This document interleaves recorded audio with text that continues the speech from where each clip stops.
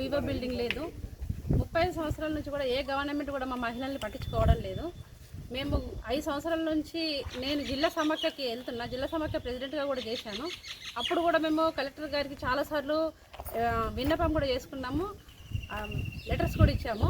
మాకు ఒక Vivo building లేదు మేడం, చిన్న చిన్న పల్లెటూళ్ళలో ఉంటున్న ఇంత పెద్ద మండల హెడ్ క్వార్టర్ ఉన్నది కానీ మాకు ఒక బిల్డింగ్ లేదని మేము చాలాసార్లు విన్నవించినా కూడా ఎవరు పట్టించుకోలేదు. ప్రస్తుతం మన గవర్నమెంట్ మాత్రం స్టేట్లో మహిళలకే ఫస్ట్ ప్రాధాన్యత ఇస్తున్నది కాబట్టి మేము దాని స్థానమే మన జీపీలో సర్పంచ్ గారికి ఒక విన్నపం పెట్టుకోవడం జరిగింది. మాకు ఖచ్చితంగా ఒక వివో బిల్డింగ్ కావాలని. 7 వివో శాంక్షన్ అయినాయి అమ్మ, మీకు ఒక వివో బిల్డింగ్ ఇస్తాము, గ్రామ పంచాయతీ పక్కన దగ్గరనే ఉంటుంది కాబట్టి ఇక్కడికి ఇస్తామని చెప్పడం జరిగింది. కాబట్టి మేము ఇక్కడికి అన్నకి కూడా ఓకే థ్యాంక్స్ అని చెప్పుకున్నాము. దాంట్లో కూడా ఇప్పుడు ఎవరైతే అడ్డుకుంటున్నారో వాళ్ళ మహిళలు కూడా ఇదే వివోలో ఉన్నారు కాబట్టి, ఇదే ఊళ్ళో ఉన్నారు కాబట్టి ఇది అడ్డుకోవడం కరెక్ట్ కాదు. ఒకవేళ అడ్డుకుంటే కనుక వాళ్ళ మీద కఠిన చర్యలు తీసుకోవాలని మేము కోరుకుంటున్నాము. ఈలో 2600 మంది ఎస్ఎస్జి మెంబర్స్ ఉన్నాము. ఎక్కడ కూర్చోవాలి, మాకు నీడ లేదు, కనీసం వాష్రూమ్స్ కూడా లేవు. మండల సమాఖ్యలో కూడా అంత పెద్ద మండల సమాఖ్యలో కూడా ఒక వాటర్ ఫెసిలిటీస్ లేవు. ఇంత పెద్ద మండలం కూడా మాకు ఒక ఫెసిలిటీ లేకపోయినా ఇంత మహిళలకు ఎంత అవమానకరం. ఒక్కసారి గవర్నమెంట్ ఆలోచించి ఎవరైతే మా మీద ఇట్లా కక్షపూరితంగా పాటిస్తున్నారో వాళ్ళ మీద కఠిన చర్యలు తీసుకోవాలని కోరుకుంటున్నాను. 7 వివో బిల్డింగ్ శాంక్షన్ అని కలెక్టర్ గారు శాంక్షన్ చేయడం జరిగింది. మేము కొత్తగా సర్పంచ్ అయినాక అందులో భాగంగా ఒకటి కచేరీ వద్ద నిర్మాణం చేస్తున్నాము. ఆ నిర్మాణం బాగా, ఎందుకంటే చుట్టుపక్కల ఎక్కడ ఆడవాళ్ళకి లేదు, దుర్గాదేవి దగ్గర ఆడిడ కూర్చుంటారు లేడీస్ బాగా ప్రాబ్లమ్స్ ఉద్దేశంతో వాళ్ళు మాకు రిక్వెస్ట్ చేస్తే మేము ఇవ్వడం జరిగింది. గ్రామ పంచాయతీ తీర్మానం చేసి కలెక్టర్ గారు అలాట్మెంట్ చేయండి. దాంట్లో భాగంగా నిర్మిస్తున్నాము. మొన్న నిర్మిస్తే నేను వచ్చి సాయంత్రం ఎలక్షన్లో నాకు పనిచేయన నా ఆపోజిట్ వర్గం ఎవరో పోలీసులు ఎంక్వైరీ చేస్తుండ్రు, ఆ లోన్ గూలు కొట్టిరు, వాళ్ళ పేరు వస్తే ఒక 3-4 తప్ప ఎవరు లేదు, చేసినంత ఒక 2-3 ముగ్గురు చేస్తున్నారు. వాళ్ళు వేరే కక్ష పెట్టుకుని చేస్తారు తప్ప వేరేది ఏం లేదు. పోలీసులు ఎంక్వైరీ చేస్తారు, ఓలు గోలు కొట్టిరు, ఏం కథ అంతా చేస్తున్నారు. మేము కూడా కంప్లైంట్ ఇచ్చిండ్రు. ఖచ్చితంగా ఎవరైతే దీని ఎన్నుకున్నారో వెనుక నడిపిస్తారో వాళ్ళ మీద చర్య తీసుకోవాలా. మేమందరం మహిళలకు ఖచ్చితంగా 7 వివో బిల్డింగ్లు కట్టించి తీరుతాం. వాళ్ళు ఎన్ని ఆటంకాలు వచ్చినా ఖచ్చితంగా వివో బిల్డింగ్ కట్టిస్తారు. ఎందుకంటే మహిళలు వాళ్ళే రిక్వెస్ట్ చేసి మా దగ్గరికి వచ్చి, అన్న మీరు కొత్తగా గెలిచిరు, మాకు బిల్డింగ్ కట్టి అంటే కట్టిస్తే ఉద్దేశం తప్ప మాకేం లేదు. ఒకవేళ బిల్డింగ్ వాళ్ళు అంటారు కదా, మరి ఇక్కడ కట్టకండి, ఇక్కడ ప్లేస్ చూపెట్టి అక్కడ కట్టడానికి మాకు సిద్ధమే, మాకేం అభ్యంతరం లేదు. ఎక్కడికి మహిళలకు ఈ గల్లీలో ఎక్కడైనా ఒకసారి స్థలం చూపెట్టమనండి, మాకేం బాధ లేదు, ఇది లేదు. ఎందుకంటే వాళ్ళు స్థలం చూపెట్టాక మేము చూపించిన స్థలాన్ని దౌర్జన్యంగా 2-3 తప్ప ఎవ్వరు లేరు, ఇదంతా చేస్తారు. ఓన్లీ 2-3 చేస్తారు. పోలీసులు ఎంక్వైరీ వాళ్ళ మీద చర్య తీసుకోవాలని కోరుతున్నాం. మేము బాడీ మీటింగ్ పెట్టేసి గ్రామ పంచాయతీలో బాడీ మీటింగ్ పెట్టి మహిళలకు 7 వివో బిల్డింగ్లు శాంక్షన్ కోసం మేము అప్రూవల్ పంపిస్తే కలెక్టర్ ఆదేశం మేరకు మాకు 7 అప్రూవల్ ఇచ్చింది. అందులో భాగంగా ఇక్కడ మహిళలకు దుర్గాదేవి దగ్గర కూర్చుంటారు కాబట్టి కొద్దిగా ఇబ్బంది ఉంటుంది కాబట్టి మహిళలకు, అందుకోసం దగ్గర అందుబాటులో ఉన్న గల్లీలలో ఇక్కడ స్థలం ఉంటే కడదామని చెప్పేసి అనుకున్నాం. ఇక్కడ కసిరి దగ్గర ఒకటి స్థలం ఉన్నది, ఇక్కడ కట్టడానికి మేము ఆల్రెడీ ముగ్గు పోసాము, అందులో గుంతలు కూడా తీసినాం కూడా జరిగింది. దానికి అంటే మేము అందరం బాడీ కలిసి ఇక్కడ తీర్మానం చేసినాము. మహిళలు వచ్చి అక్కడ ముగ్గు వచ్చేటప్పుడు అందరం కలిసి కూడా ఇక్కడ పని స్టార్ట్ అయ్యేందుకు కూడా మేము ముందడికి వచ్చినాం. అలాగే నిన్న ఆల్రెడీ కనకర కూడా వచ్చింది. ఈ రోజు కూడా పని కూడా పుట్టింగ్ చాలా అవుతుండే.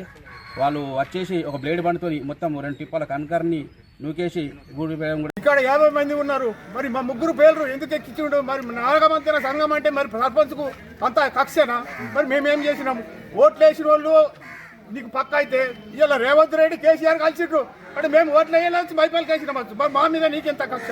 మరి మేమేం చేసినాం? ఇంకా మా ముగ్గురు మా బాబోళ్ళు అందరూ ఉన్నారు, మరి అందరి పేర్లు ఎందుకు రాపియలే? ఇలా మా ముగ్గురు పేర్లు రాపించినారు. దమ్మాయి సుధా గారు ఇక్కడ లేడు స్పాట్లా, అసలు ఆయన పేరు ఎందుకు రాయాలా? ఆయన ఏదో మేము ట్రాక్టర్ తెప్పించినా కూడా మేమే అదే అంచుకు కోసం ఖరాబ్ కాకుండా కూడా కంక్రీట్ కూడా చేయలే. ఇంకా కంక్రీట్ ఎక్కడికైనా తీసుకపోతే యాక్చువల్గా అక్కడ మహిళా భవనం కడితే ఇదే పని చేస్తుంది.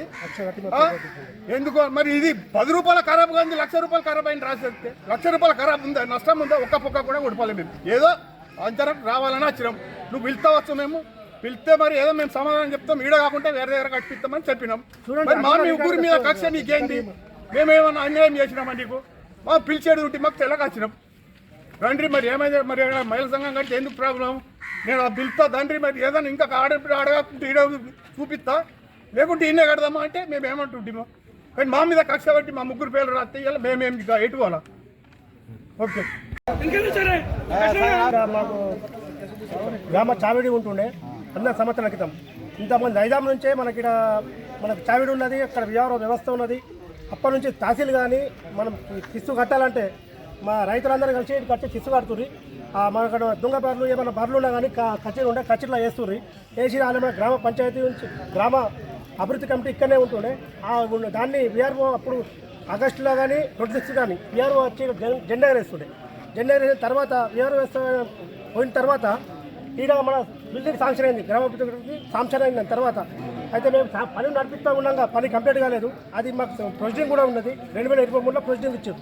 ఆ ఇచ్చిన దాన్ని అది కంప్లీట్ కాకముందే మళ్ళీ మహిళా సంఘాలకు సర్పంచ్కి మేము అడిగినాము, సార్ మాకు కూడా గుడికాడ ఇబ్బంది అవుతుంది, సర్పంచ్ గారు ఆడ తాయిన వాళ్ళు వస్తారు, అది చేసిన వాళ్ళు గుడికి ఇబ్బంది, గుడిలో మంచిగా ఉండదు, ఇక్కడ ఊకుంటే మాకు అన్ని అందుబాటులో ఉంటుంది, రైతులు కూడా ఇక్కడనే ఉన్నారు, మేము మాట ముచ్చడానికి అన్నిటికీ మంచిగా ఉంటామని చెప్పి మేము సర్పంచ్ గారికి విన్నవించడం జరిగింది. సర్పంచ్ గారు కూడా అభివృద్ధికి నేను సహకరిస్తా, మీరు మంచిగా చేయించుకోండి, నేను కూడా మీతో సహకరిస్తా అని చెప్పిండు. చెప్పిన తర్వాత మహిళా సంఘాలకు కూడా మాకు ఎలాంటి అభ్యంతరం లేదు, వాళ్ళ ఆపాలని మాకు ఉద్దేశం కాదు, మాకు ఈడ ఉన్నది కాబట్టి అది ఉంటే మాకు వాళ్ళకు డిస్టర్బెన్స్ అవుతుంది కాబట్టి మేము అద్దంటున్నాం. వేరే దగ్గర మేము చూపించమంటే ఇప్పటికి రేపైనా రేపు చూపిస్తాం భూమి, మాకు ఎలాంటి అభ్యంతరం లేదు.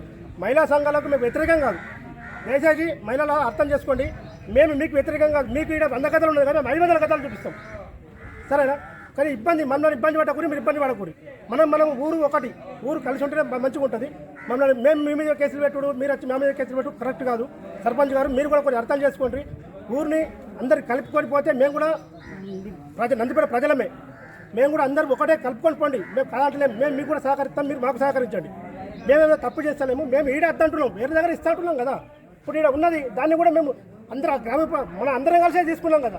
అప్పుడు 2022-23లో మనకు ఎమ్మెల్యే జీవన్ రెడ్డి ఉన్నప్పుడు మనకు ప్రొసీడింగ్ ఇచ్చిండు, అది కంప్లీట్ చేసుకుంటాం కదా, మేము అదంటలేం కదా. దానికి గ్రామంలో ఒక గత 100 సంవత్సరాల కిందట ఉన్న కచేరీ భూమిని సర్పంచ్ గారు మాకు తెలియకుండానే ఒక మహిళా సంఘానికి చెప్పిండు, గుంతలు దూపిండు మహిళా సంఘం కోసము. మాకు మొన్న చెప్పినాము ఆల్రెడీ, మాకు వీడీసీ భవనం కట్టుకుంటున్నామన్నా, వీడీసీ భవనం కోసం జాగా కావాలి, ఇద్దరికి ఇబ్బంది అవుతుంది, ఇటు వీడీసీ భవనంకి ఇబ్బంది అవుతుంది, అటు మహిళా సంఘాలకు ఇబ్బంది అవుతుంది, కాదంటే అది వేరే జాగా ఉన్నది వేరే దగ్గర చూపిద్దామని చెప్పినాము. అయినా వినకుండా మాకు చెప్పిందేమో ఖచ్చితంగా సరే అట్లనే చేద్దామని చెప్పిండు. గుంతలు తీసిన దానికి ఇప్పుడు ఊరంతా విషయం అయింది. దీనిపైన వాళ్ళు కేసులు పెట్టిరు, పోలీస్ స్టేషన్లకు పోయినారు, మేము కూడా పోలీస్ స్టేషన్లకు పోయినాం. చర్చ మొత్తం గందరగోళం చేసేసిండు. ఈ సర్పంచ్ ఒక్క మాట చెప్పుకొని వేరే జాగా చేసుకుంటే అయిపోతుంది కదా, లేని దగ్గర పంచాయతీ పెట్టి ఊరంతా గందరగోళం చేస్తున్నాడు.